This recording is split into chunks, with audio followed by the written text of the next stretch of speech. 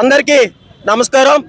ఈరోజు ముఖ్యంగా మా పశ్చిమ గోదావరి జిల్లా కాంగ్రెస్ పార్టీ ఆధ్వర్యంలో ఈ రోజున విద్యార్థులు మన భారతదేశంలో కొన్ని లక్షల మంది విద్యార్థులు నీట్ పరీక్ష లీక్ అవడం వల్ల ఒక్కసారి కాదు, 2 సార్లు కాదు, ఈ బీజేపీ కమలం పార్టీ వచ్చిన తర్వాత 10 సంవత్సరాల్లో 150 సార్లు పైగా లీక్ అయ్యి కొన్ని కోట్ల మంది విద్యార్థిని రోడ్డు పాలు చేసిన ఘనత నరేంద్ర మోడీ గారిది.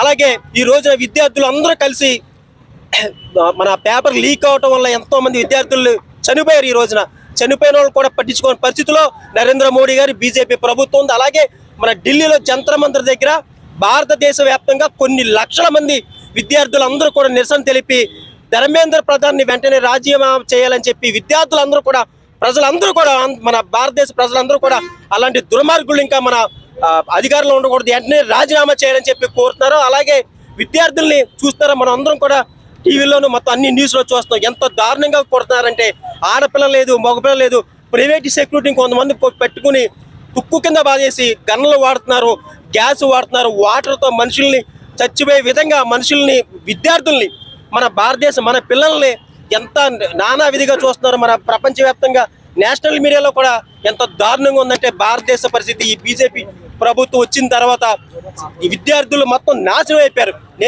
నరేంద్ర మోడీ గారు చెప్పారు, నేనున్నా అన్నారు. విద్యార్థులు నేనున్నాను, వచ్చి 12 సంవత్సరాలు అయింది, ఎక్కడయ్యా జాబ్లు? విద్యార్థులు జాబులు లేక రోడ్ల మీద పడి తిరుగుతున్నారు. కొన్ని కోట్లు జాబులు ఇస్తారని చెప్పావు, వచ్చి ఇన్ని రోజులైంది, ఇప్పుడు దాకా జాబులు ఏమైనాయి? ఈ రోజు విద్యార్థులు ఇలా రోడ్డు ఎక్కారంటే కేవలం నరేంద్ర మోడీ గారి వల్లే. వెంటనే నరేంద్ర మోడీ గారు రాజీనామా చేయాలి. అలాగే మన విద్యాశాఖ మంత్రి కూడా, ఈ ధర్మేంద్ర ప్రధాన్ కూడా వెంటనే రాజీనామా చేసి విద్యార్థులందరి తరఫున కూడా మన రాహుల్ గాంధీ గారు మన ప్రెస్ మీట్ పెట్టి చెప్పారు, నేనున్నాను మీకు అండగా అని చెప్పి.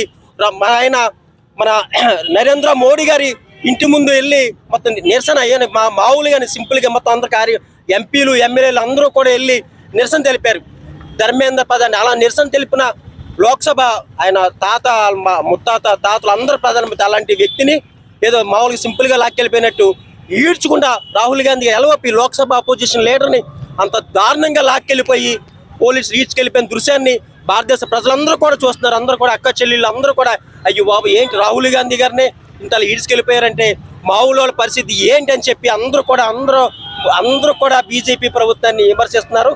బీజేపీ ప్రభుత్వానికి దగ్గరకు వచ్చే రోజులు ఇక్కడతో బీజేపీ ప్రభుత్వాన్ని చీ అంటున్నారు అందరూ కూడా. మళ్ళీ కాంగ్రెస్ ప్రభుత్వం రాహుల్ గాంధీ గారు వస్తారు, విద్యార్థులకి అండగా ఉంటారు. మనకి నరేంద్ర మోడీ గారు చెప్పారు, నేను వస్తాను.